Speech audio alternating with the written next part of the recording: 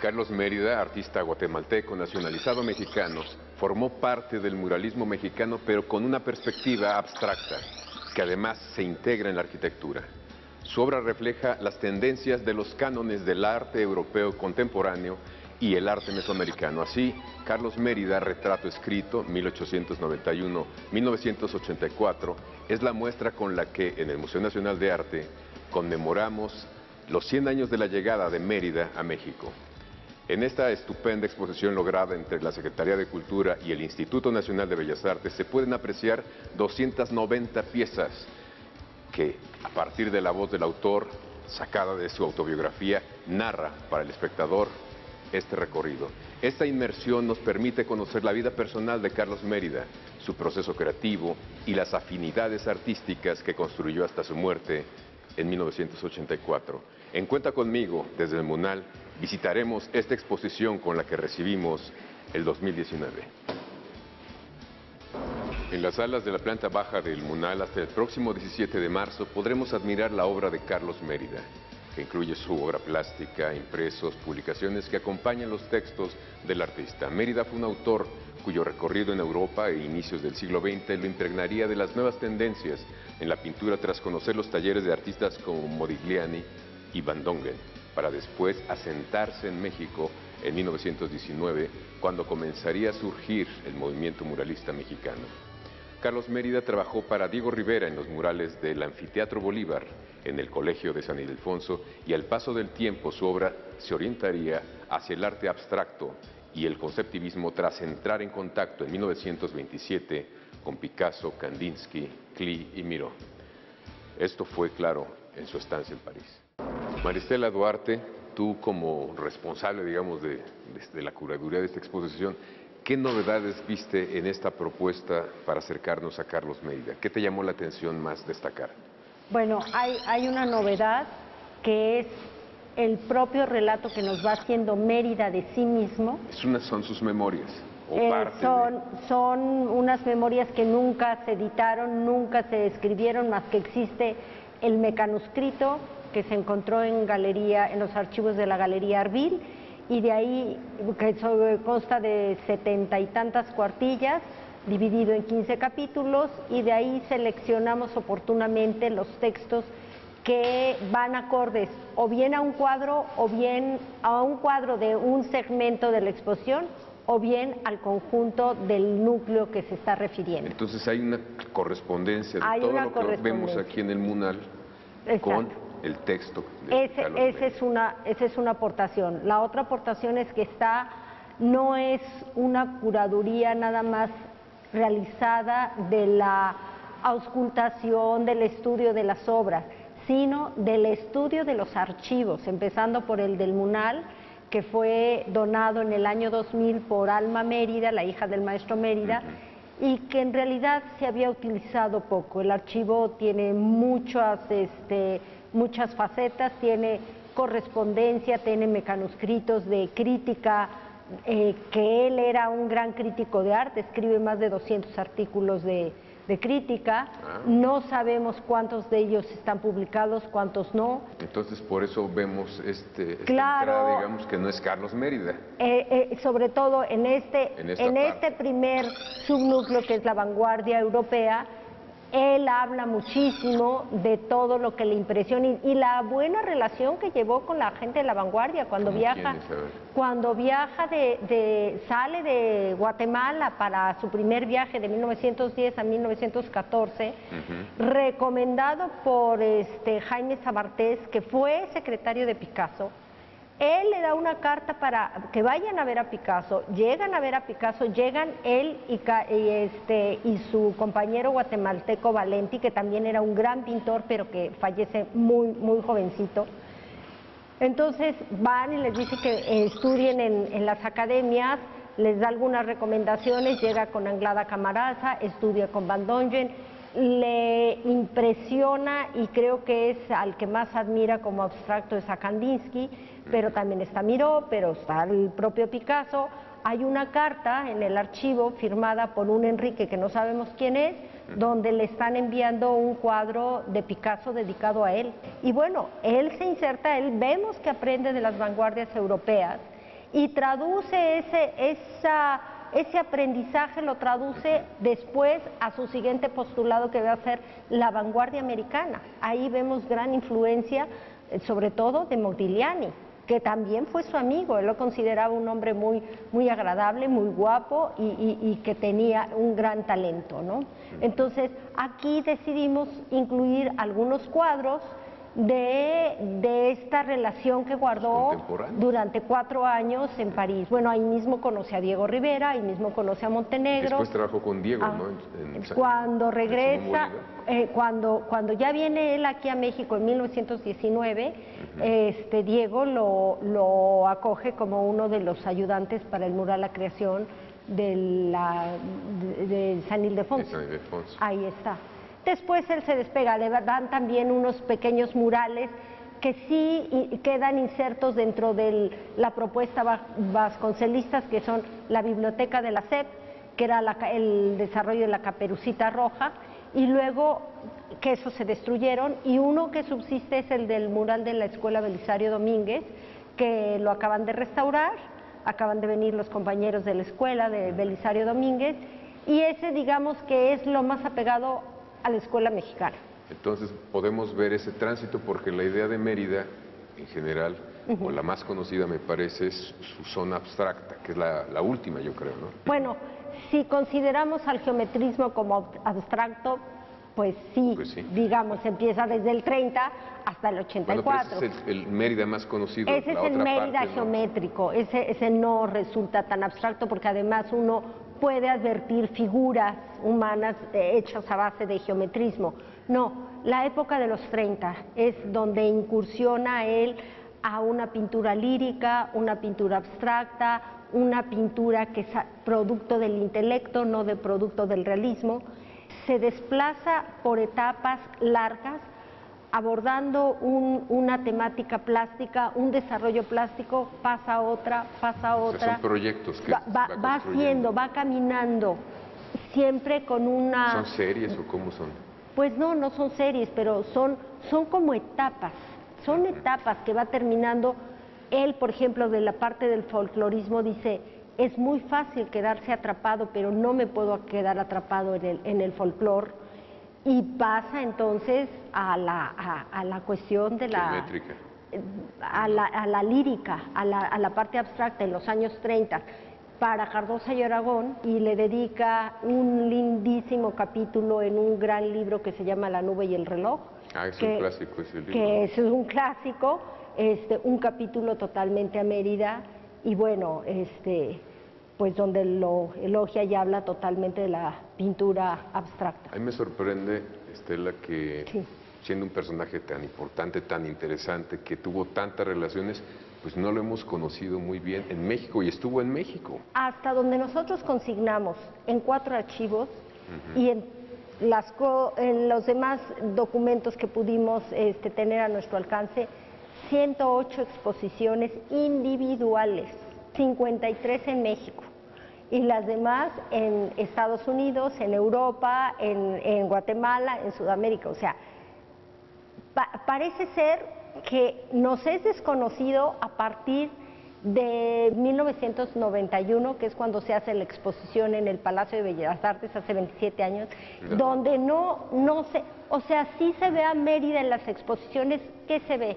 La parte de sus proyectos gráficos en carpetas, los trajes regionales de México, las bailes, el carnaval, las costumbres. Lo que él quería quedarse ahí. La parte del folclore, ¿no? ¿Y qué más vemos? Y algo de geometrismo o algo de su obra gráfica. Lo demás, como un repaso general, no lo habíamos visto hace 27 años. La reflexión después de este repaso, que no es pequeño, es que necesita exposiciones individuales ¿de qué? De obra gráfica, como artista gráfico, de los tapices, como escenógrafo. La parte de escenografía hay que trabajarla y mucho. De la arquitectura, que es muy complicada. Toda la parte de la integración plástica, todas sus aportaciones. Entonces sí vale, como ilustrador, ilustra más de 100 libros. Entonces sí hay que hacer de que sea esta exposición un puntal para, digamos, lo que llamamos exposiciones de gabinete. revisar por temas, por técnicas.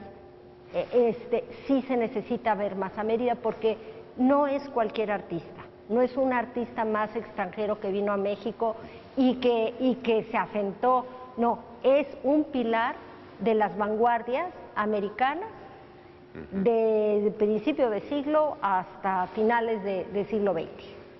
Es muy importante. Y finalmente el recorrido que nos propones, sí. La curaduría, es a partir de un texto, es leer a Carlos Mérida. Así es. Con imágenes. Así es. Y con textos también, y que con están textos. distribuidos en y todo con textos y con apoyados en todos los núcleos. Tenemos material documental del archivo. Hago hincapié, estamos usando el 5% del archivo. Wow. O sea, sí hay para más Carlos Mérida. Para organizarlo, asimilarlo y aprovecharlo mejor. Así es. Y bueno, sí quiero hacer promoción de dos cosas. Entró posterior a la inauguración un mural que no lo teníamos localizado, así son las energías, así son las comunicaciones. Me llamó la coleccionista, yo le dije que ya estaba inaugurando, me dijo qué es lo que tenía, lo fuimos a ver y resulta que es el mural que anunciaba, el mural promocional de la Casa de Mosaicos Venecianos, que estaba ubicado en la calle de Insurgentes. No logramos ver el número, pero debe de haber estado entre la Roma Norte y la Roma Sur. No habría otro. Sirve para recuperar más material. E ingresó, o sea, lo podemos ver ahorita, está hermoso, se integró. Y bueno, y que el catálogo no estuvo exactamente a tiempo para la inauguración, pero que ya está un catálogo que es una memoria no muy grande, no refleja todo lo que es la exposición, pero es una linda memoria. Sí, ya la propuesta de la exposición. Pues muchísimas gracias. Gracias. Emanuel Ortiz, tú eres de una generación muy visual. Sí. Estamos en la época de los iPhones o de los teléfonos en donde todo es imagen. ¿Qué te llama la atención de un pintor como Carlos Mérida? Creo que son muchísimas cosas. En primer lugar, creo que son los colores que maneja Carlos Mérida, su lenguaje plástico. Por ejemplo, en esta sala en la que estamos, que la llamamos Vanguardia Americana, es como interesante ver cómo él muestra a los indígenas de su presente y de su contexto histórico. A mí me parece muy interesante. Otra parte sería su parte más abstracta y geométrica. También la manera en que juega con los colores, con las líneas, con los puntos de fuga, con la composición del mismo cuadro es súper interesante porque además tiene como un ritmo muy musical. Creo que es algo de lo que más me llama la atención de Carlos Mérida. La conexión con la música. Sí, exactamente. De hecho, Carlos Mérida, cuando era muy joven, en su adolescencia, él estudió música y él quiso ser pianista, pero bueno, lamentablemente tuvo una enfermedad y ya no pudo desarrollar su carrera musical, pero nunca se deslindó de la música, ¿no? Es como toda su vida. Kandinsky, ¿verdad? También quiso ser músico o estudió música. Exactamente, es algo interesante porque es como son paralelismos que existen entre ambos artistas y especialmente Mérida siempre lo menciona en sus textos como un artista súper importante para su trayectoria plástica y lo admira como artista y la vanguardia que él creó para el mundo, ¿no? Y esto tú lo pudiste seguir en la lectura de estas memorias o textos autobiográficos que tiene, ¿no? Sí, de hecho Carlos Mérida, además de que hace análisis sobre su propia obra, que eso es muy interesante. ¿Razona su obra? Razona su obra, además de razonarla, identifica cada etapa de su obra, eso también es muy interesante en Carlos Mérida. Y además hace crítica sobre otros artistas, habla sobre teoría de arte, habla sobre crítica de arte, habla sobre artistas tanto mexicanos como Rufino Tamayo, Diego Rivera, Siqueiros, Orozco, también habla sobre lo que se está haciendo en el movimiento abstracto en Norteamérica y en Europa, habla mucho de Paul Klee, que también es muy importante para la obra de Mérida, habla de Joan Miró, habla de Leguer, que también es importante para Carlos Mérida, y por supuesto de Kandinsky.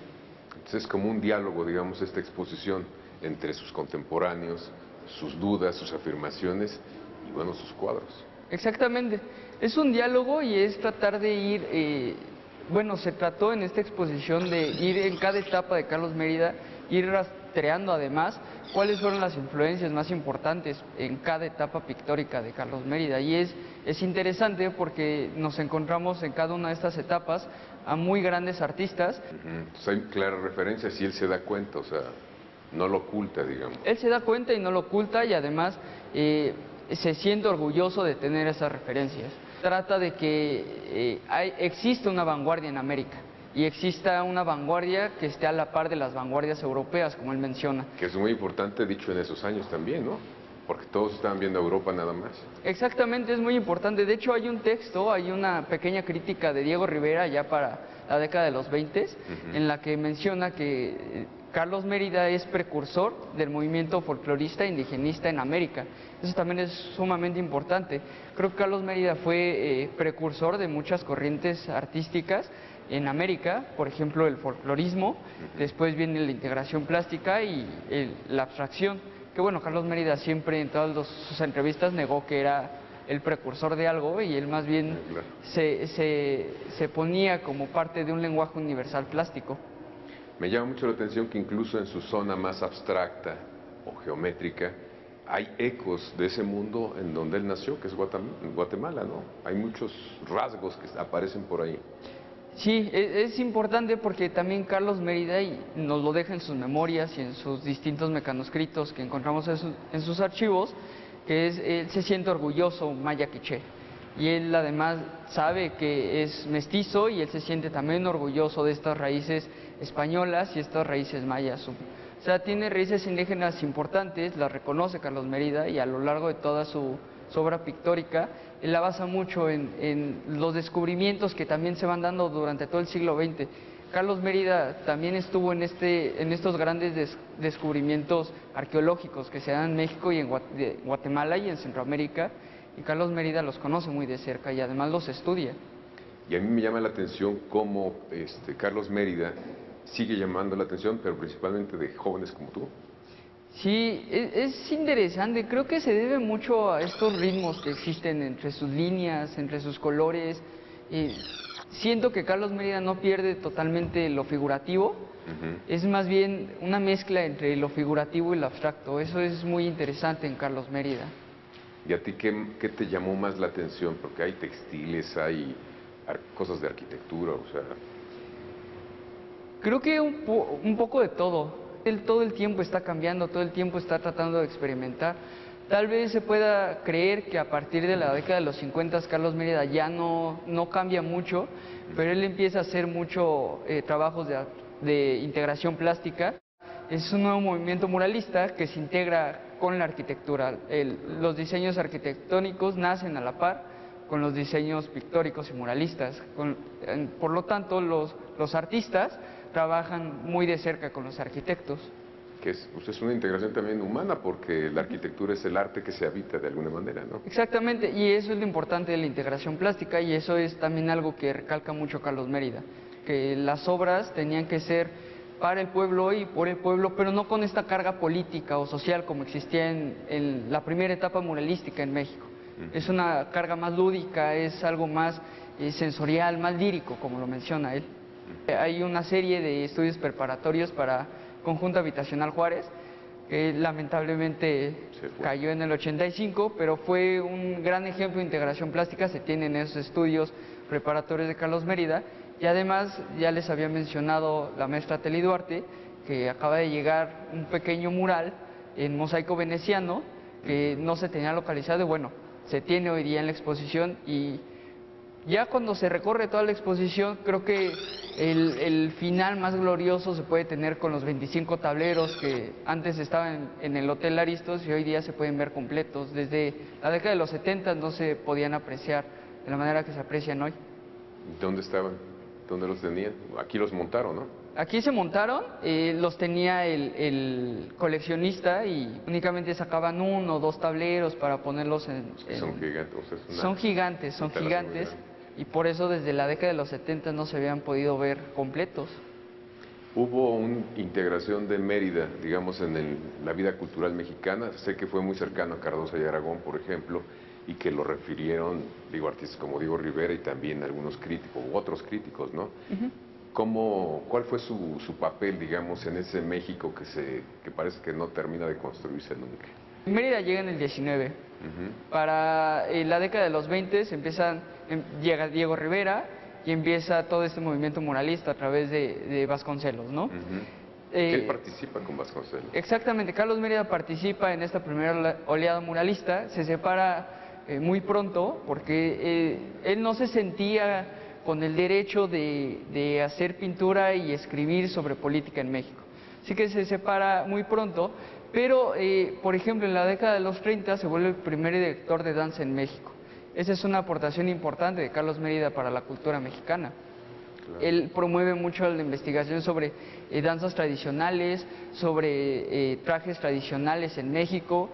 También es precursor, ya como había mencionado, de la integración plástica. El propio Siqueiros acerca a Carlos Mérida para entender cómo es el tratamiento de estos nuevos materiales, por ejemplo el concreto, que lo trabaja muy bien Carlos Mérida.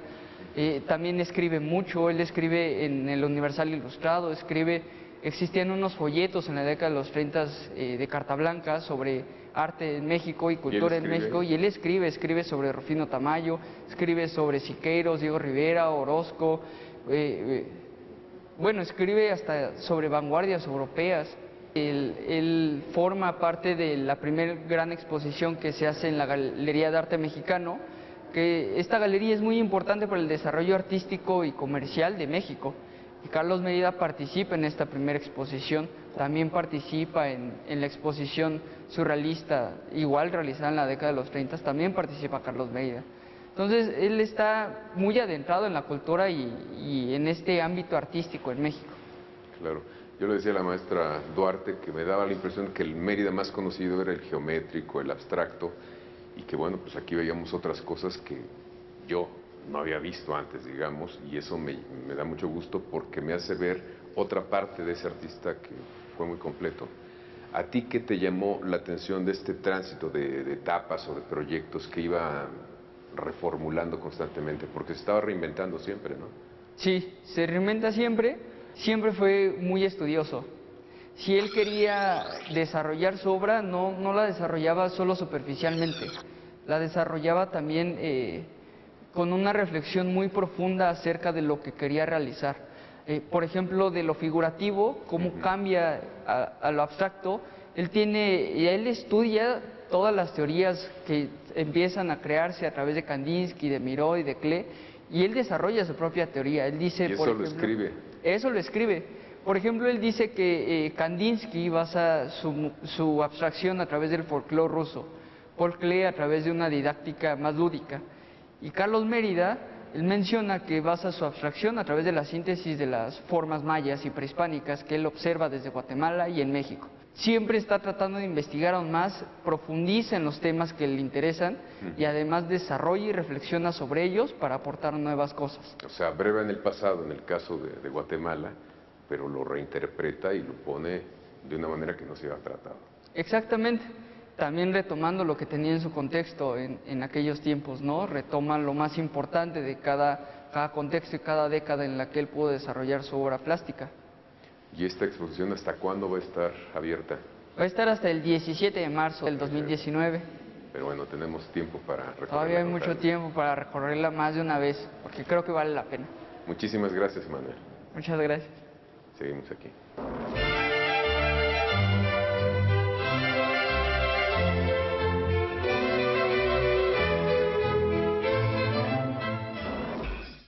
Recientemente, Instituto Sonorense de Cultura, bajo su sello editorial Programa Editorial de Sonora, publicó Nueva Narrativa Sonorense, una antología de cuentistas oriundos de Caborca, Sonora. A continuación, esta reseña. Para escribir, se debe tener la certeza de que algo importante hay que decir. La importancia estriba en el tema que se elija para compartirlo con el posible lector. Esa imagen aterradora, sutil, edificante. El punto de partida es la creación. Cuando se mira la hoja en blanco, se está mirando de manera previa el horizonte que un día nos sorprendió en el camino. Ese punto de luz fecunda entonces la idea, el deseo, escribir para contarlo. En Nueva Narrativa Caborquense, compilación de Luis Fernando Álvarez, El atisbo a la lectura es un trago que se bebe despacio. La alquimia con que se prepara el brebaje de estas páginas contiene la más impulsiva combinación. Un joven, una muchacha, el otro, aquel experimentado escritor que comparte el quehacer con los que se aferran al oficio de escribir. Algo tiene el desierto, y puede ser cualquier cosa excepto el vacío. Este libro es ejemplo de ello. La garra con que cada uno de los autores defiende lo que dice refrenda la potencia de quienes nacieron en este mundo agreste, que paradójicamente es valle, y en él florecen las nuevas plumas. Estas nuevas plumas que ahora habitan en el jardín de Nueva Narrativa Caborquense. En la cámara, Lázaro Grimaldi. Soy Carlos Sánchez. Con permiso. Llegamos al final de Cuenta Conmigo y les agradecemos su atención. Los esperamos todos los jueves a las 8 de la noche. Y recuerden también que para leer no se necesitan muchas cosas. Un buen libro a la mano, nuestra mente abierta y el espacio que prefiera.